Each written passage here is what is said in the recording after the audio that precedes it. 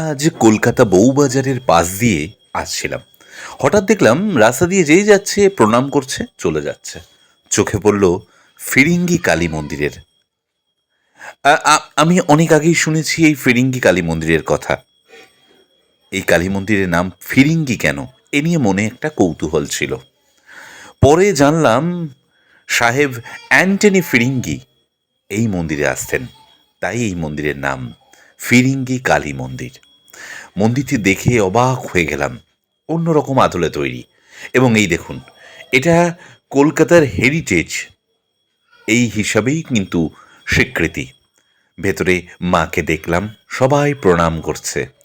ফিরিঙ্গি কালী মন্দিরের একটা কিন্তু জাগ্রত ব্যাপার আছে।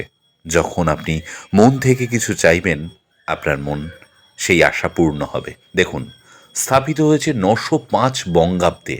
ভাবা যায়, মানে কত বছর আগে, প্রায় 500 বছরেরও বেশি পুরনো এই মন্দির। এবং সাহেব অ্যান্টনি ফিরিঙ্গি এই মন্দিরে আসতেন বলে এই মন্দিরের নাম ফিরিঙ্গি কালী মন্দির।